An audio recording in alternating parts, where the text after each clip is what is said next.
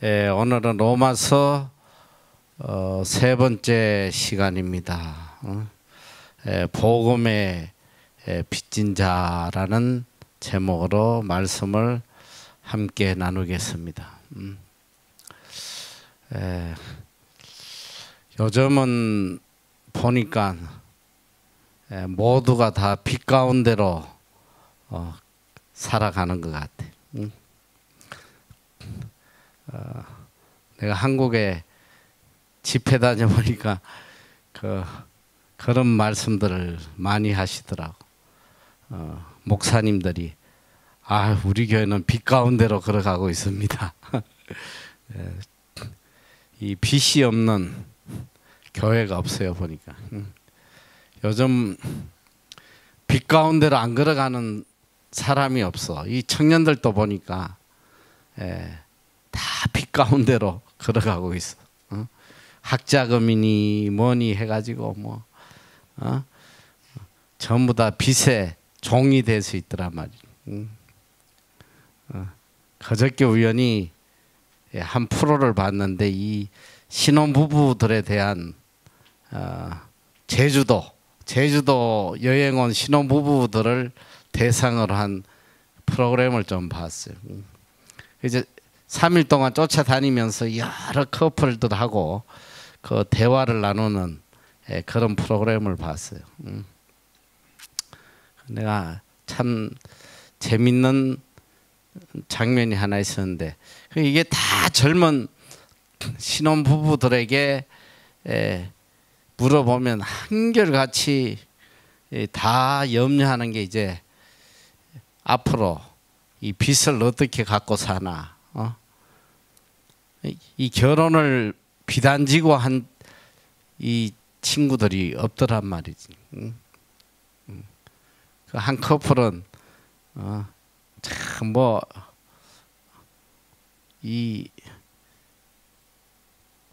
액티비티를 하면서도 이렇게 조그만 이런 차를 몰고 가는데 둘이 타고 가면서 막 감사합니다 막 이러면서 가요. 누구에게 감사하나 봤더니 대한민국 은행에 감사한대. 은행이 너무 감사하다는 거야. 자기가 여기 여행 온 것도 은행이 돈 줘서 온 거고 지금 액티비티 하는 것도 다 은행이 돈을 대줘서 하는 거라 하면서 대한민국 은행이 너무 감사하다고 막 이래. 이제 빚 없이는 이제 살아갈 수 없는 시대가 됐단 말이에요. 여러분 이게 참 빚쟁이라는 것은 어떻게 보면 참 힘들고 괴로운 삶이란 말이죠. 빚이 있는 이상 이 마음에 평안함이 없어 사실은. 항상 이 중압감에 어떻게 하면 저 빚을 갚아 나가나. 빚을 다 갖고 나야지만 비로소 그때 마음의 자유함을 누릴 수가 있단 말이에요. 빚, 이 빚이라는 것은 우리에게 강한 또 의무감을 줘요. 갚아야 된다는 의무감. 빚을 안 갚으면 어떻게 되겠어? 빚을 안 갚으면 깜빵에 들어가야 돼. 빚이 진 이상은 어떻게든 이 빚을 갚아야 한다는 의무감 속에 살아가게 된단 말이죠.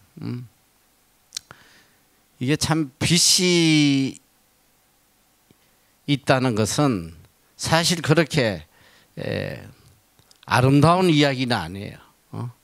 빚을 지고 있다는 것은.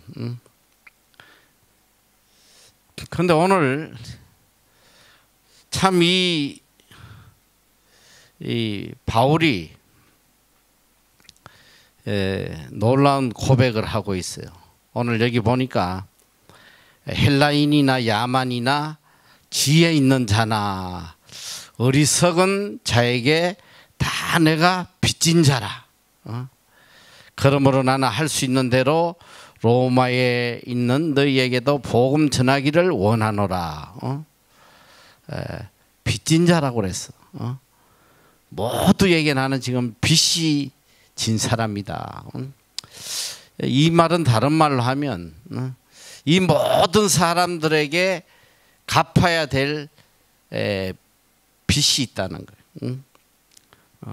그리고 그 빚에 대한 강한 의무감을 지금 가지고 있어요. 이게 바울의 삶을 보면 일평생 빚진 자로 살았다. 무엇에 빚진 자냐? 복음에 빚진 자로 내가 살았다. 일평생 복음에 빚진 자. 누구에게나 내가 만나는 모든 사람들에게 복음의 빚을 지고 살았다. 이렇게 지금 고백을 하고 있습니다. 참 이런 마음을 가진 자체가 참 일반 사람들이 가질 수 없는 그런 마음이에요. 특별히 이 바울은 이 복음에 대해서 어느 정도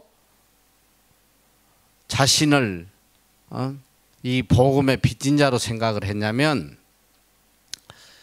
나는 이 복음을 위해서 이 땅에 태어났다고 이야기를 해요. 나는 복음을 위해서 택정함을 받았다. 그러니까 내가 이 땅에 태어난 목적과 사명이 뭐냐면, 나는 일평생 복음을 증거하기 위해서 태어난 사람이다. 그러니까 나 일평생 복음에 빚을 진 사람이라는, 이걸 일평생 이 갚아 나가야지 모두에게. 이것이 내 사명이다 이야기를 하고 있습니다. 그래서 그가 갈라디아서 1장 15절 16절에 보면, 그러나 내 어머니의 태로부터 나를 택정하시고 은혜로 부르시니가 그 아들을 이방에 전하기 위하여 그를 내 속에 나타내시기를 기뻐하실 때에 내가 곧 혈육과 언언하지 아니하고, 이렇게 말씀을 하고 있습니다. 어머니의 태로부터, 그러니까 이미 이 땅에 태어나기 전부터 하나님께서는 나를 택하셨고 은혜로 나를 부르셨는데, 무엇 때문에 불렀냐? 이방인에게 복음을 전가하라고 나를 부르셨다. 분명한 이방인의 사도로서 그는 사명을 갖고 있었어요. 그래서 빌립보서 1장 21절에도 보면, 이는 내게 사는 것이 그리스도니 죽는 것도 유익함이니라. 내가 사는 것, 내 안에 사는 분은 내가 아니고 그리스도다. 이 그리스도를 위해서 죽는 것도 나에게는 유익이다. 영광이라는 소리예요. 그리스도를 위해 죽는다는 게 뭐예요? 복음을 전거하다가 기꺼이 생명을 바치겠다는, 나는 복음의 빚진 자라는 거예요. 복음의 빚진 자. 내가 복음의 빚을 졌다. 그런데 이게 참 보면, 여러분들이 평생 신앙생활 하지만, 야, 내가 복음의 빚진 자다, 이런 의무감을 가지고 살아본 적이 있습니까? 이게 말이지, 이렇게 인간들도 보면 이렇게 종류가 참 많아. 이 일평생 살아가면서 항상 이 세상에 빚진 마음으로 살아가는 사람이 있어. 그리고 타인에 대해서도 항상 이렇게 빚진 마음을 가지고 살아가는 사람이 있어요. 내가 저분들 덕분에 내가 많은 내가 은혜를 누리고 살아가고 있다. 항상 누구에게든지 미안한 마음이에요. 은혜 입은 자로서. 자, 내가 쉽게 이야기를 하면 대학교 내가 4년 내내 장학금을 받았다. 이제 그러면 야, 그래도 내가 남들보다 좀 머리가 좋지. 그래도 내가 똑똑해서 장학금 받은 거야. 이런 인간들은 사가지가 없어요. 이거 아주 교만한 거야. 자기중심적이고 자기밖에 몰라요. 이 장학금을 받고 공부를 한 참 다른 사람은 야, 누군가 나를 위해서 이렇게 장학금을 주셨구나. 내가 큰 은혜를 입었다. 나도 이 사회에 나가서 반드시 이 은혜를 좀 갚아야 되겠다. 그래서 자기도 어려운 학생들을 위해서 장학금을 주고, 이게 참 아름답지 않겠어? 요번에 보니까 우리 저기 뭐야, 저 로이하고 미셸 의과대학 들어갔는데 뭐 그런 이야기 했다고 내가 언뜻 들은 것 같아. 그 선배들이 이렇게 입학생들을 불러가지고 야, 너희들이 얼마나 이 나라에 은혜를 많이 입는지 아느냐. 꼭 성공해서 이 나라에 도움이 되는 사람, 사회에 한원하고 말이지. 그런 마음으로 이 공부를 해야 된다. 야, 이게 정신이 됐잖아, 그렇지? 특히 뉴질랜드 같은 경우는 뭐 거의 공부하고자 하는 사람은 나라에서 일단 돈을 다 대줘요. 다 지가 뭐 뜻만 있으면 학비 다 해주고, 나중에 이제 돈 벌면 내가 언뜻 듣기로는 뭐 15%라고 그랬나, 뭐 월급에서 그만큼씩 학비를 떼낸다고 그래. 그리고 직장이 없으면 평생 안 갚아도 돼. 노숙자 하면 안 갚아도 돼요. 이게 참 이렇게 나라에 대해서 우리가 은혜를 잊고 하면 항상 그런 나라의 이런 빚진 마음을 가지고 살아가야 돼. 이런 사람들이 소망이 있단 말이지. 항상 빚진 마음으로 살아가는 이런 사람들이 훌륭한 사람이에요. 이게 빚진 마음을 가진 사람은 첫째, 이 은혜를 아는 사람이에요. 은혜를 아는 사람이고 또 이 은혜에 대해서 어떻게든 그걸 갚아 나가려는 그런 마음을 가진 사람이에요. 이 문제는 뭐냐면 내가 빚진 자라는 것 자체를 모르고 살아가는 거예요. 이게 안타까운 거예요. 이게 안타까워요.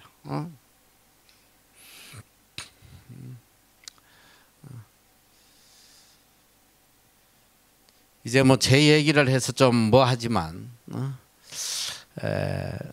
저는 어쨌든 이 제 마음에 참 이 어려운 사람들을 보면 좀 도와야 되겠다 이런 마음이 좀 간절했어요. 없을 때부터 뭐 찢어지게 가난할 때부터도 항상 그런 마음이 내 마음 속에 있었어. 그리고 이제 어른이 돼서 이제 돈을 좀 직장을 다니고 돈을 만지기 시작할 때부터는 어떻게든 얼마라도 이 어려운 사람을 좀 도와야 되겠다. 근데 거기에는 이 그런 마음을 가진 데는 내가 두 가지 이유가 있었어요. 첫째는 뭐냐면 이게 또 하나님의 계명이고 어려운 자를 도우라는 것은 하나님 명령이에요. 그리고 또 하나는 뭐냐면 우리가 은혜를 잊고 살았거든. 특별히 여러분은 잘 모르지만 제가 어릴 때는 참 우리나라가 이 미국의 큰 은혜를 입고 살았어요. 내가 뭐 누차 이야기하지만 6.25 전쟁이 끝난 뒤에 우리나라는 세계에서 제일 가난한, 아프리카보다도 더 가난한 나라, 세계 꼴찌 나라야. 극빈국가. 그리고 모든 서방 기자들이 소망이 없는 나라라고 그랬어. 이 나라에는 소망이 없는 나라다. 그 정도로 처참한 나라였으니까. 그때 우리 민족을 먹이고 이렇게 세운 나라가 미국이에요. 미국에 특별히 미국 그리스도인들이 교회마다 이렇게 구호 물품을 보내주고 또 우리 집안에만 해도 참 은혜를 많이 받아. 우리 형 같은 경우도 대학을 들어가야 되는데 참 그 대학을 다닐 돈이 없었는데, 내가 뭐 구체적인 이야기는 잘 생각이 안 나는데 어떻게 미국 선교사분이 연결을 해줬는지. 왜냐면 우리 형도 또 나도 내가 다녔던 학교가 이 선교사들이 세운 학교였어요. 크리스찬 학교, 미션 스쿨. 그때 그 미국에서 온 선교사분이 우리 거의 형을 특별히 이렇게 많이 아껴주고, 근데 그분을 통해서인지 어쨌든 대학을 들어갔는데 도저히 뭐 학비를 낼 형편이 안 되는데 미국에 어느 할머니 한 분이 엄청난 돈을 보내서 학비를 대줘서 대학을 공부할 수 있도록 해주고, 또 우리 누나 같은 경우도 이 복막염이 걸려서 뭐 도저히 살 수 없는데 결국은 또 미국 선교사들의 도움으로 대구의 동산병원이라고 이 선교사들이 세운 병원들이요. 거기에서 또 무료로 수술 받고 또 살 수 있게 해주고. 그것도 우리는 또 미국에서 보내준 그런 밀가루 이런 것들 배급을 받아가지고 우리가 연명을 하고 우리가 그런 어려운 시기를 겪었거든. 사실은 한국에 뭐 웬만한 학교는 전부 다 선교사들이 세운 학교예요. 명문 대학들 뭐 명문 고등학교 다 선교사들이 세우고, 웬만한 종합병원들 다 선교사들이 세워준 거란 말이지.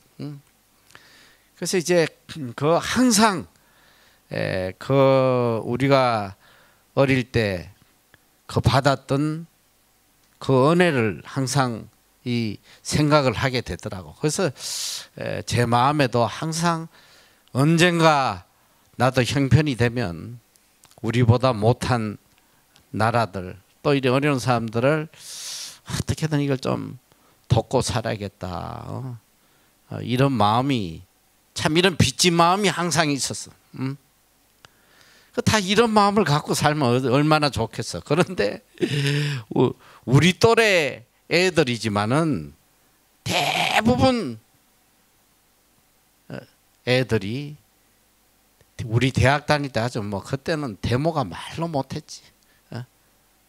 양키 고홈 해가지고 뭐 미군들 꺼지라고 막 이러고 뭐 미국에 대해서 아주 적대적인 감정들을 많이 갖고 그랬어요. 뭐 지금도 뭐 그러고 있지만 저는 뭐 정치적인 건 그런 건 몰라. 그런 걸 떠나서 어쨌든 참 그건 아름답지 않다.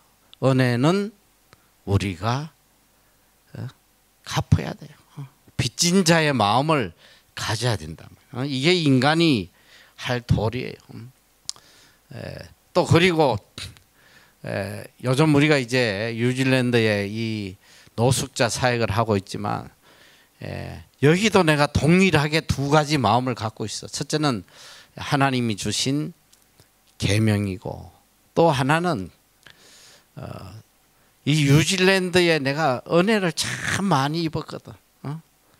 사실 뭐 상상할 수 없는 은혜를 입었잖아요. 물론 하나님께서 하신 거지만 어쨌든 이 뉴질랜드라는 나라를 통해서 많은 은혜를 입었잖아요. 응? 가방 3개 들고 와서 참 나중에 집세를 내지 못할 그런 형편까지 갔지만 하나님께서 정말 이렇게 많은 물질로 또 채워주시고, 사실 이 모든 물질이 사실 보면 뉴질랜드에서 생긴 거란 말이야. 한국에서 생긴 것이 아니고. 어쨌든 이걸 내가 이렇게 갖고 있으면서도 항상 그런 마음이 있어요. 이 뉴질랜드에 좀 뭔가 나도 조금이라도 보답하는 삶을 좀 살아야겠다. 이제 그런 마음이 있어. 그러니까 빚진 마음을 갖게 되니까 이 갚아야 할 의무감이 생기는 거예요.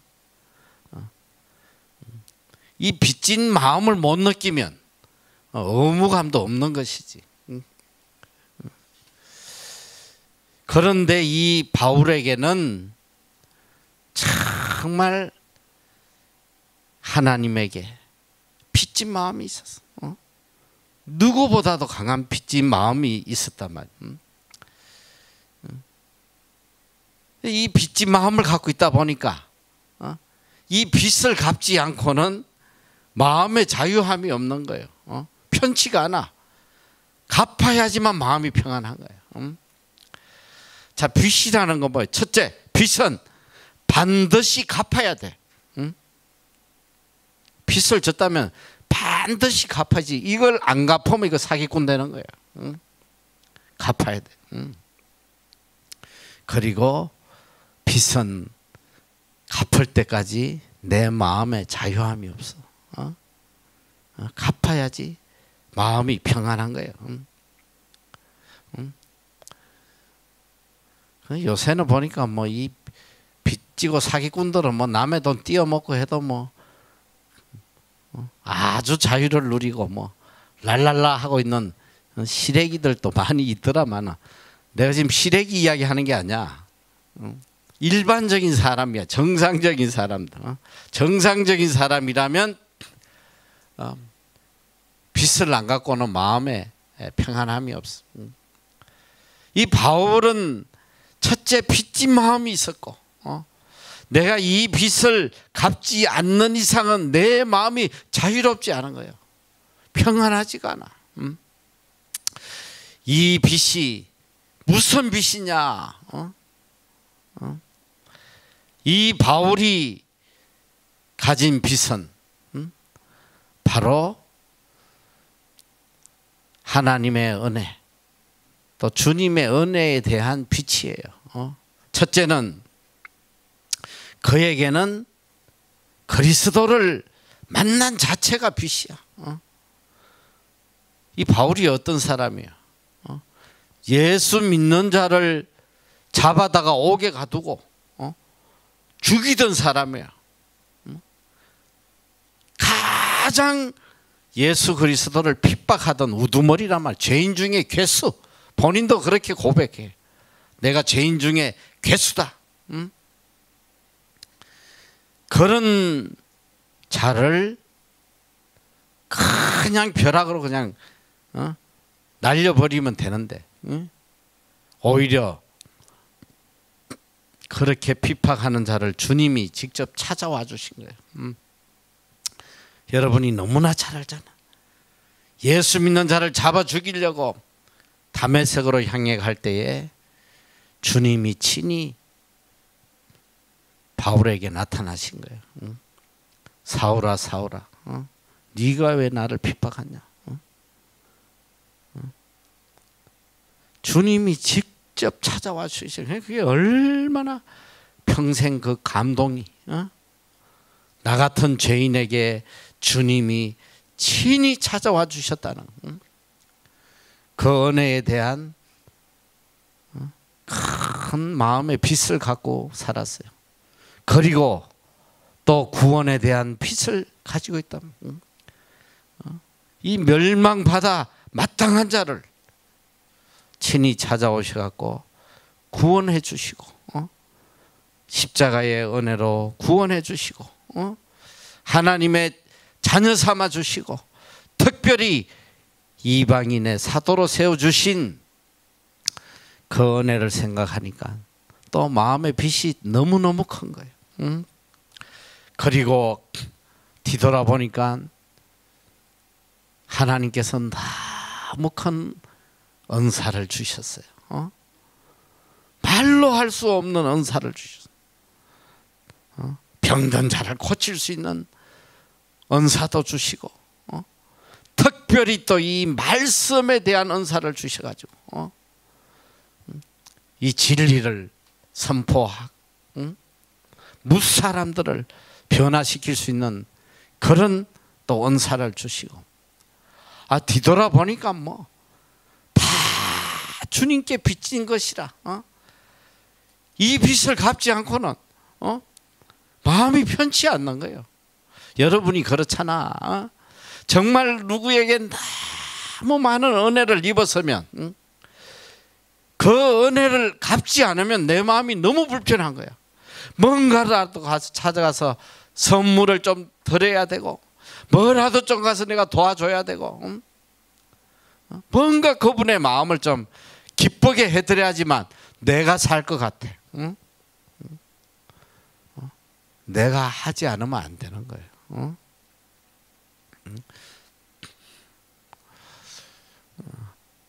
참 요즘 제 마음이 참 이런 마음이 많아. 난 특히 어떤 마음이 있냐면 하나님께서 그 이스라엘 민족들에게 어떤 말씀을 하시냐면 이스라엘 민족들이 이 가난한 자를 압제하고 약자들을 괴롭히고 그때 하나님께서 책망하실 때 하신 이야기가 뭐냐면 너희들이 애굽에 종되었던 때를 기억해라. 너가 지금 이렇게 잘 먹고 잘 살고 밑에 종들을 부리고 이 권력을 행사하고 이 짓거리를 하지만 너희도 한때 종살이 했다는 걸 기억하라 이 소리야.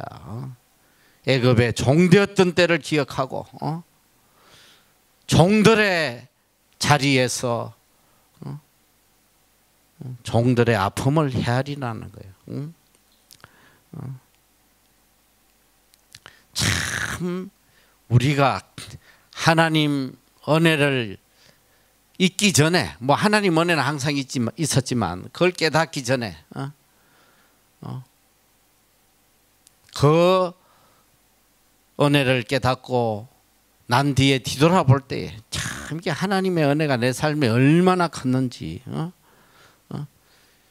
그 은혜를 깨달으면 사람이 겸손해질 수밖에 없는 거예요.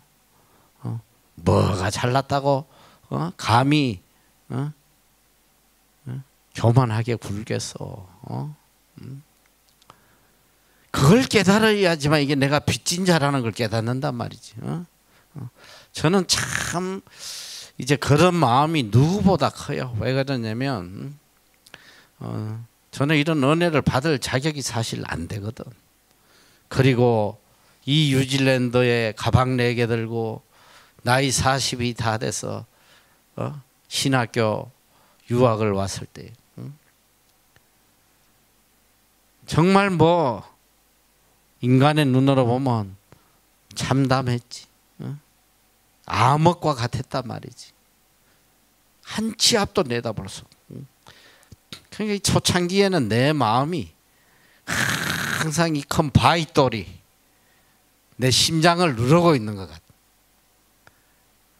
기쁨이 없어서 내 마음속에 그냥 두려움과 염려와 내 인생이 도대체 어떻게 될 것인가.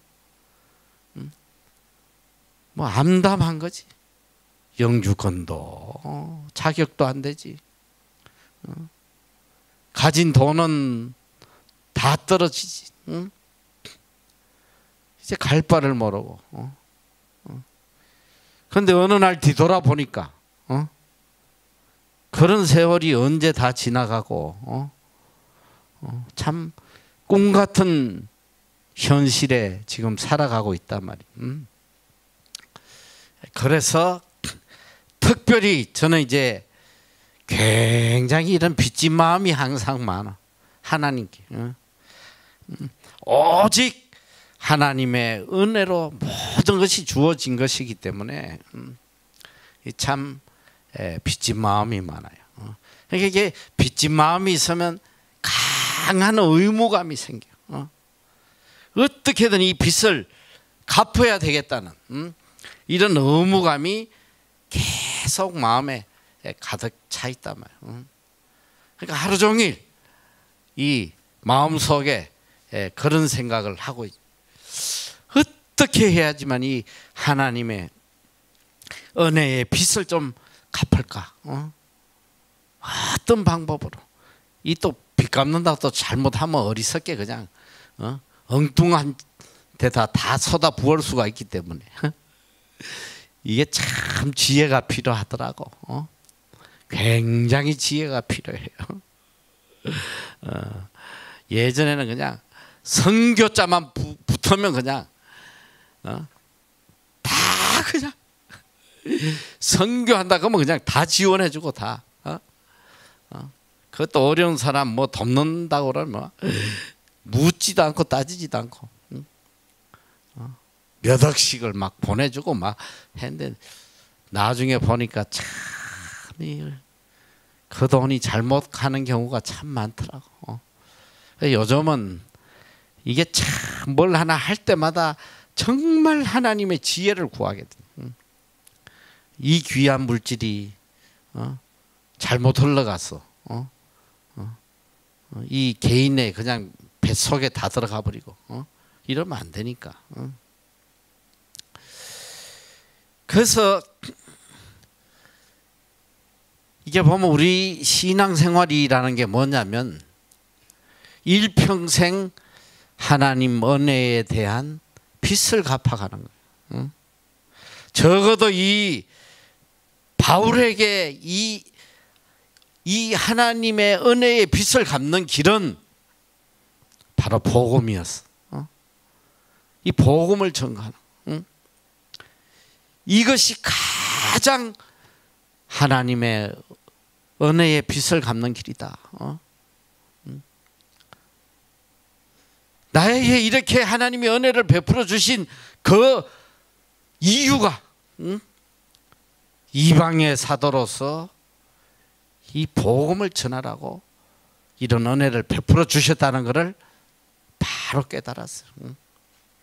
그랬기 때문에 그는 일평생 이 복음의 빚, 하나님이 나에게 베풀어 주신 이 은혜에 대한 빚, 그래서 그는 복음의 사도로서 평생 빚진 자로 산 거예요. 누구에게든지 하나님께서 이 복음 전가하라고 나에게 생명도 주시고 건강도 주시고 물질도 주시고 시간도 주시고 그래서 이 오늘 14절 본문에 보니까 헬라인이나 야만인이나 지혜 있는 자나 어리석은 자에게 다 내가 빚진 자다. 그러니까 모든 사람에게 내가 복음의 빚을 지고 있다고 고백을 하고 있습니다.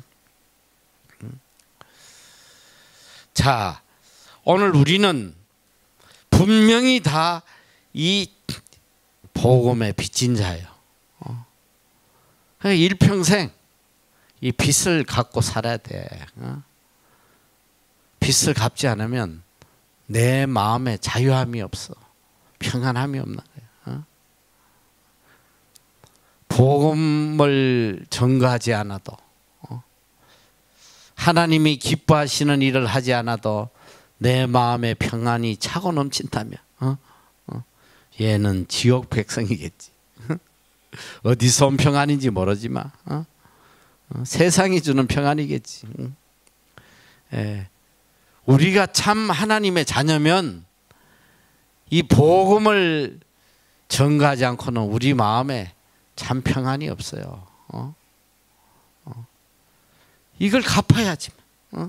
하나님의 은혜에 조금이라도 내가 이 빚을 갚아야지 내 마음이 자유할 수 있다 이거예요.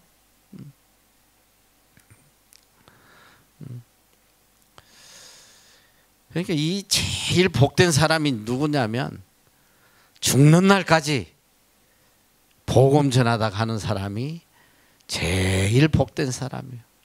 그리고 그 사람이 제일 행복한 사람이고 제일 평안을 누리는 거예요. 내가 구원받은 자로서 복음을 전하지 않으면 마음이 결단코 평안할 수가 없는 거예요. 우리는 가끔 이 복음을 전하는 데 있어서 굉장히 선별적으로 아예 안전하지만 어쩌다 복음을 전해도 아무에게나 참 복음 전하기가 이게 쉽지 않은 거야. 자, 여기 오늘 보니까 바울이 이야기한 것 중에 이렇게 이야기를 했어. 헬라인이나 야만인이나 지혜 있는 자나 어리석은 자나, 이게 이제 대조되는 사람이에요. 지혜 있는 자나 어리석은 자, 이거는 아주 똑똑하고 잘난 사람, 또 반면에 어리석은 자, 못 배우고 뭐 좀 무능하고 이런 사람을 대변하겠죠. 그리고 여기 또 헬라인이나 야만인이나, 이 소리 뭐냐면 야만인이 뭐예요? 야만인. 문명을 전혀 누리지 못하는 사람들이요. 이 야만인하고 제일 관련 있는 곳이 아마 위클리프가 아닌가 싶어. 이 위클리프가 이래 저 야만인에게 복음 전하는 최선봉에 있는 거예요. 여기 이 뉴질랜드나 호주의 많은 선교사들은 주로 어디에 들어갔냐면 이 남태평양 국가에 가서 이 성경을 번역하고 복음을 전하는데, 오래전에 이 위클리프에서 저에게 이제 참 감사의 표현으로 저희 부부를 초청을 했어. 어디에 초청을 했냐면 파푸아뉴기니아에 초청을 했어요. 그분들이 다 경비를 다 대고 해서 여러 명이 우리를 인도해서 파푸아뉴기니아에 갔는데, 그 이제 파푸아뉴기니아에 비행기를 타고 가서 거기서 이제 또 뭐 경비행기를 타고 이제 우리를 데려가는데, 거기 보니까 뭐 우과람파란가 뭐 그런 지역이 있다. 우과람파인가 뭐 내가 정확히는 잘 기억이 안 나. 야, 참 감동적이었어. 이 산속에 이 경비행기가 이제 내리는데 그냥 활주로 그런 게 있는 게 아니야. 그냥 평평한 땅에 그냥 내리는데, 야, 뭐 언제 죽을지 모르겠더라고. 그 썩은 비행기를 타고 이제 갔는데, 우과람파라는 마을에, 이게 세계에서 제일 큰 미션 빌리지, 선교사들이 모여 있는, 내가 듣기로는 세계에서 제일 큰 마을이라고 그래. 큰 마을이에요. 그 당시만 해도 뭐 한 1000명 이상 모여 있는. 이야, 거기가 뭐냐면 위클리프 본부인데, 거기 파푸아뉴기니 거기에서 선교사들 훈련을 시키는 언어 훈련. 그러니까 이 수백 명의 선교사들이 와서 언어 훈련을 받고 있고, 그러니까 가족이 오다 보니까 애들이 있으니까 학교가 있고, 또 학교가 있다 보니까 또 뭐 거기 병원도 있고 선생님들도 있고, 또 컴퓨터 수리하는 사람도 있고 자동차 수리하는 사람도 있고, 이게 큰 마을이야. 마을 1000명이는. 거기 가서 내가 참 감동을 받은 게 뭐냐면 이제 거기서 이제 훈련 받고 이분들이 어디를 들어갔냐면 이 숲속으로 들어가요. 내가 지금 언뜻 듣기로 오래전에 들어서 기억이 안 나는데 파푸아뉴기니아에는 종족이 나라는 하나인데 거기에 몇 개의 종족이냐면 무려 800개가 넘는 종족이 있어요. 다 말이 다 달라. 말은 해 지네들끼리는. 근데 다른 부족하고는 또 언어가 다르고 언어도 없고. 그러니까 소위 말하면 선사시대를 생각하면 돼요. 거의 뭐 빨가벗고 그냥 뭐 중요 부위만 뭐 나뭇잎으로 가리고 이러고 사는 민족들. 거기 머무르는 한 일주일여 동안 우리를 그 실제로 그 마을에 우리를 데려가서 숲속에 부족들이 사는 뭐 경변기를 타고 가고 또 거기서 카누를 타고 또 숲속으로 들어가고 뭐 이렇게 해서 이야 어떻게 이런 데 사람이 사나 봤는데 그런 오지 거기는 차가 다닐 수가 없나 길이 없어 길이 경변기로 가지 않으면 갈 수가 없어요. 그런데 이제 그런 마을에 그러니까 800개 부족이 있으니까 거기에다 위클리프 선교사들이 훈련받고 들어가서 그 사람들과 같이 살면서 그 말을 배우고 그 말에 맞는 언어를 만드는 거야. 언어를 만들어 가지고 그 언어를 가르쳐 가지고 성경을 만들어서 읽게 만드는 거야. 이게 상상이 안 되는 거 우리는. 그러니까 이 쪽복음 하나, 자 쉽게 이야기하면 마가복음 하나를 번역한다 하면 이거 하나 하는데 인생을 다 바쳐야 돼. 보통 20년 이상. 전기도 안 들어오지, 수도도 없지. 이런 데 들어가서 수십 년을 살면서 그 쪽복음 하나 만들어서 그들에게 복음을 전하고. 참 이 복음이 참 전 세계로 퍼져나간 데는 우리가 상상할 수도 없는 그런 생명을 내걸고 복음 전한 사람들이 있단 말이지. 이건 정말 상상할 수가 없어요. 거기 가서 한 분을 만났는데 그분은 아버지 때도 이미 와서 수십 년 동안 거기서 이 번역을 했고 또 아버지가 돌아가시고 또 아들이 대를 이어서 또 들어와 가지고 또 거기에서 성경 번역 작업을 하고 참 많이 안타까운 건 이제는 그런 선교사들이 자원자가 없어서 내가 들어갈 무렵만 해도 많이 줄어들어서 자원자가. 그래서 위클리프에서 뭘 하냐면 파푸아뉴기니아 사람들을 훈련시켜서 거기서 선교사를 양성하는 그 프로젝트를 시작을 했더라고요. 오늘 이 바울이 하는 이야기가 그거야. 헬라인이나 야만인이나 이런 야만인에게도 내가 복음의 빚진 자라는 거야. 근데 여기 왜 헬라인이라고 쓰나? 지금 이게 로마서인데 로마서. 로마 교인들에게 보내는 편지인데 왜 로마인이나 야만인이나 이게 아니고 헬라인이라고 썼냐면 그 당시에는 그 모든 나라의 정신적 지주 역할을 한 문명이 뭐냐면 헬레니즘이에요. 이 로마를 지배했던 나라가 바로 그리스였단 말이지. 알렉산더가 헬레니즘, 그리스 이 문화를 가지고 세계인들 정신을 바꿔버리려고 했다. 이게 헬레니즘이에요.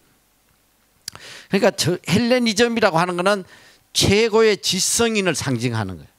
그 당시에 헬라인이나 이러면 지성인이나 이런 의미. 지성인이든 야만인이든 어리석은 자든 지혜 있는 자든 내가 다 빚진 자다. 바울에게는 이런 마음이 있었어요. 누구에게든지, 이거 다른 말로 이야기하면 나는 누구에게든지 이 복음을 반드시 전해야만 한다. 그런 강한 사명감을 가지고 있었단 말이죠. 참 이 바울이 얼마나 위대한 사도인지, 평생 복음의 빚진 자로. 오늘 우리는 이 전도의 대상을 가리면 안 돼요. 누구든지 간에 복음을 전해야 된다. 누구든지 간에. 내가 엊그제 우연히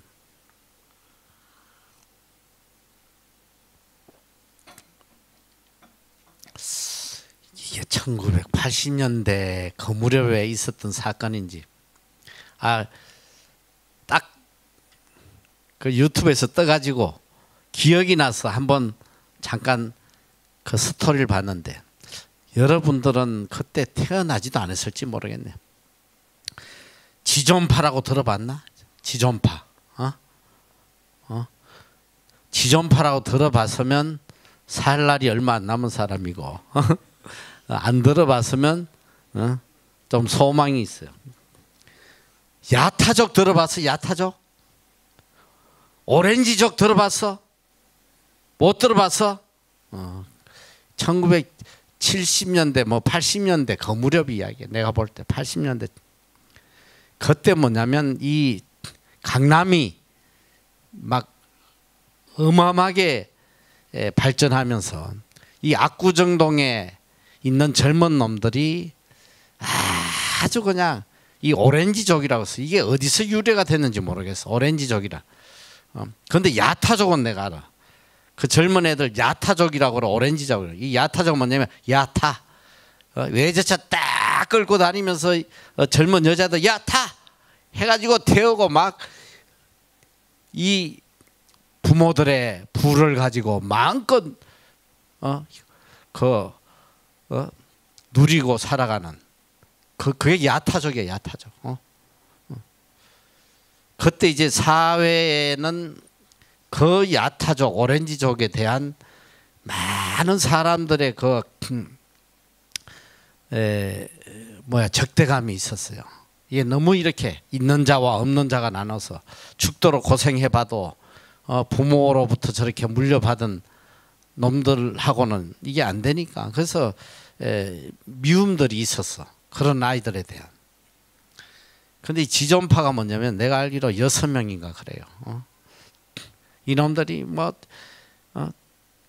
죽도록 뼈 빠지게 공사장에 일하고 해봐야 지네들은 평생 그런 거 꿈도 못 꾸고 하니까, 그 중에 한 놈이 그런 아이들을 모아가지고 조직을 해요. 조직을 해. 원래 이게 지존파는 아닌데 그 두목했던 놈의 이름이 지존인가 저 별명이 지존인가 그래. 그래서 경찰이 나중에 이놈들 부르기 뭐하니까 그냥 니네들 지존파로 해라 해가지고 지존파로 달려 있는데,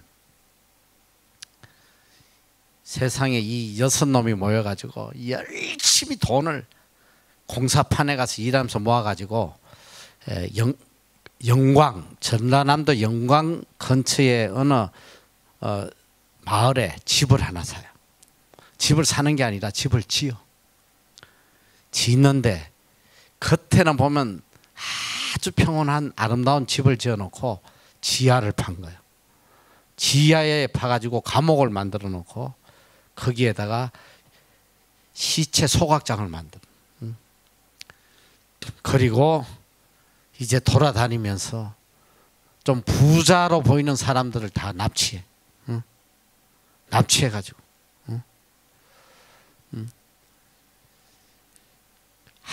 거기 대표적인 게 어느 중소기업 하는 사장 부부가 부모님에게 이렇게 성묘하러 이렇게 갔는데 아주 그 당시에 그랜저 고급차를 타고 오니까 그 부부를 납치를 해가지고 가서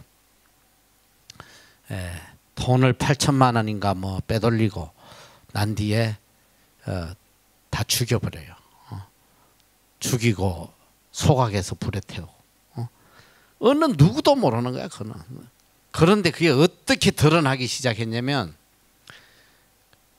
첫 번째 사건이 이 어떤 이 기타리스트야. 밤무대의 기타리스트 하는 사람인데 이제 그 일을 끝내고 이제 집으로 돌아가는데 깊은 밤에 보니까 이게 그랜저를 탔거든.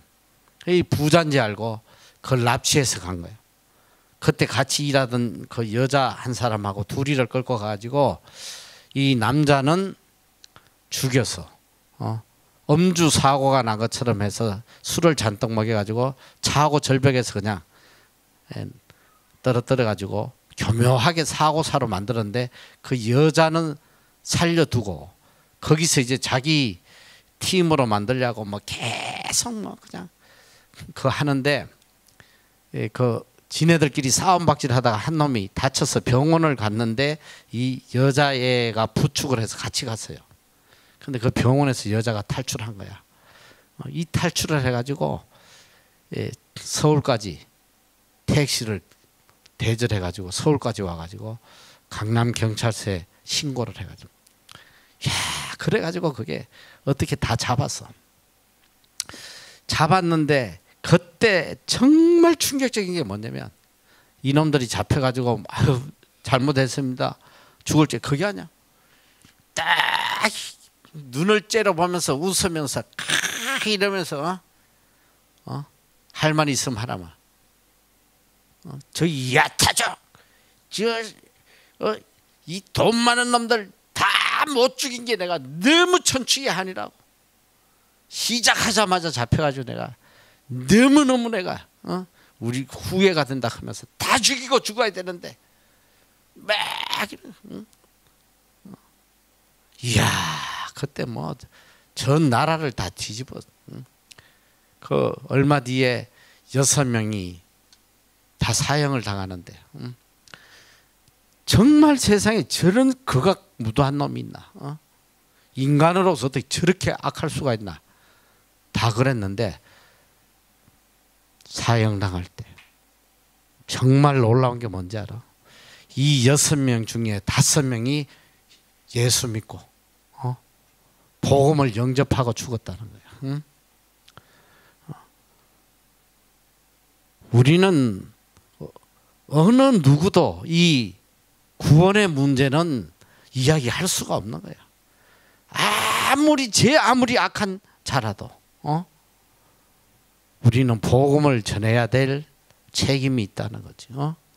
그런 악한 자도 죽기 전에 다 변화돼서 구원받고 그리고 정말 우리나라에 이건 진짜 내가 아주 어릴 때 있었던 대한민국을 뒤집었던 사건이야. 고재봉 사건. 그 당시에는 너 이 고재봉 하면 전 국민이 어느 정도 치를 떨었냐면 애들이 막 울면 호랑이 온다 호랑이 해도 울음 안 그쳐요. 근데 고재봉 온다 하면 애들이 울음도 거칠 정도로 그렇게 공포의 대상이. 이 고재봉이란 누구냐면 이 얘가 군대에 가서 일병 때 군대 생활하는데 얘가 대대장 집에서 이 일을 돕고 있는 당직 하는 애예요. 근데 얘가 이제 어느 날 그 대대장 집에 잠깐 뭐 일이 있어 들어갔는데 이 가정부가 아주 평상시에도 못되게 했다는 거야. 물 한 컵 달라고 그래도 물도 안 주고 무시하고 막 욕하고. 그러니까 얘가 들어가서 홧김에 그 집에 있는 라디오를 조그만 게 하나 있어서 훔쳤어. 근데 이걸 이제 가정부가 보고 이제 대대장한테 일른 거야. 그랬더니 이 대대장이 이걸 이제 재판에 넘겨가지고 얘가 세상에 라디오 하나 훔쳤다고 영창 1년을 산 거야. 감옥에 1년이 보내진 거야. 그 얘가 이제 감옥에서 일을 간 거지. 내가 나가면 다 죽여버린다. 1년 동안 일을 갈고 나와가지고 복수를 해요. 밤에 도끼를 들고 가가지고 그 대대장 관사에 들어가지고 5명을 죽여. 애들까지 다. 그런데 충격적인 일이 뭐냐면 얘가 이제 잡혔는데 얘가 죽인 대대장이 그때 자기를 영창에 넣은 대대장이 아니었어. 한 달 전에 바뀐 거야. 새로 부임한 대대장 일가족을 다 죽여버린 거야. 그 소리를 내가 얘가 돌아버리는 거지. 그 감옥에 들어가서 이제 사형을 당하는데 그 감옥에 있는 동안 얘가 뭐 거의 뭐 짐승처럼 변한 거야. 막 미쳐가지고. 그때 이제 그 성서공회에 안국선 권사라는 분이 계속 찾아가서 복음을 전해요. 성경책을 넣어주고 하니까 뭐 욕을 퍼붓고 막 그냥. 그러다 이제 성경책을 주니까 그걸 받았어. 그때는 워낙 종이가 귀한 때니까 이 화장지로 쓰려고 이 성경을 받아가지고 있다가 어느 날 성경을 읽는데 고린도전서 13장을 읽은 거예요. 사랑장을. 사랑은 오래 참고 사랑은 온유하며. 이 성경을 읽고는 이 마음이 움직이기 시작하는 거예요. 그래서 이걸 좀 성경에 대해서 알기 위해서 그때 그 아주 믿음이 신실했던 이인수 대령이라는 분이 어떤 정치적인 걸로 휘말려 가지고 감옥에 와 있어. 이분이 굉장히 믿음이 좋은 분이에요. 이분에게 가서 이제 내가 어떻게 하면 구원받겠냐, 해서 이분이 이제 복음을 전가해 준 거야. 근데 이 고재봉이가 그때 복음을 듣고 나 같은 죄인도 용서받을 수 있냐, 구원받을 수 있냐, 구원받을 수 있다.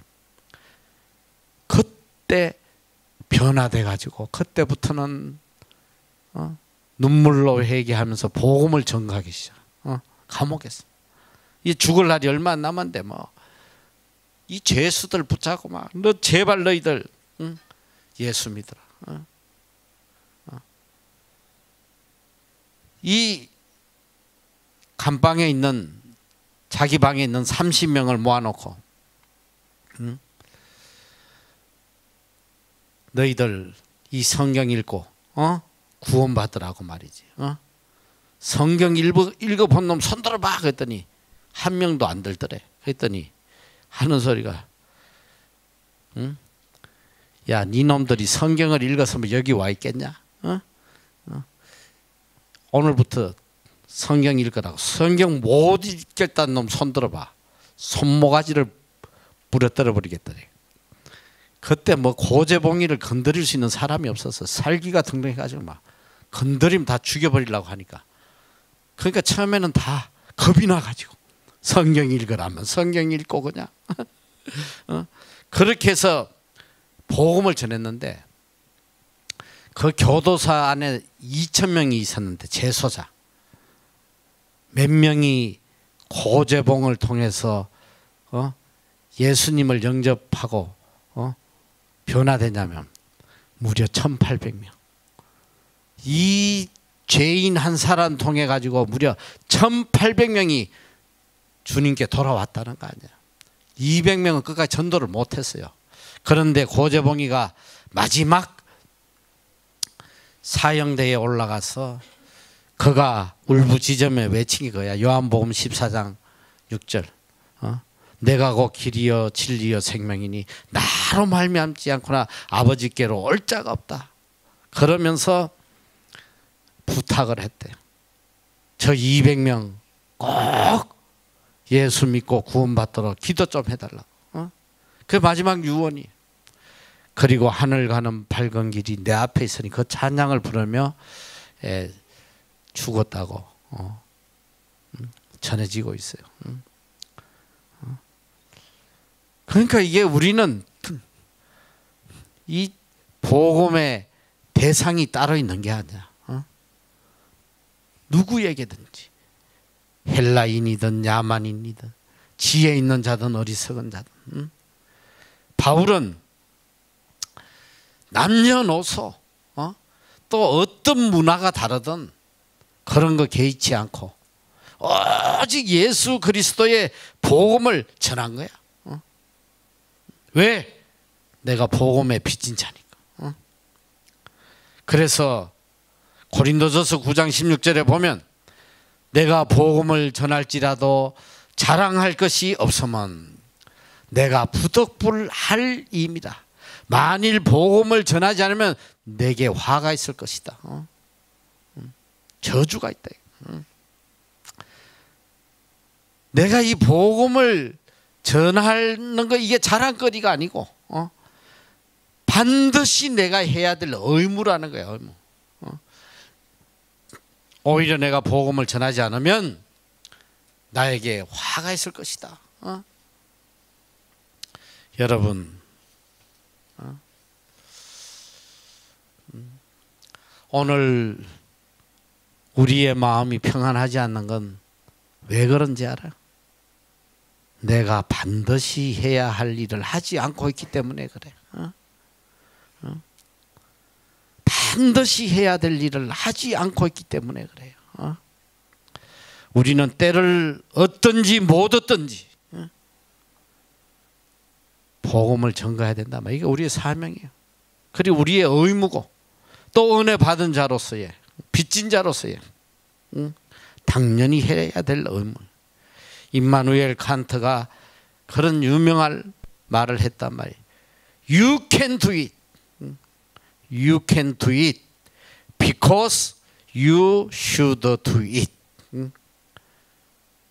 당신은 할 수 있다는 거. 해야 하기 때문에 반드시 해야 하기 때문에 할 수 있다는 거예요. 우리가 반드시 복음을 전해야 하기 때문에 우리는 누구에게든지 복음을 전할 수 있는 거예요. 사도 바울은 이 하나님의 은혜에 대한 또 예수 그리스도의 은혜에 대한 이 빚진 마음을 일평생 간직하고 살았기 때문에 그는 평생 이방인의 사도로서 생명을 다 바쳐서 주의 복음을 전가할 수 있다는. 우리도 다 복음의 빚진 자로 살아야 돼요.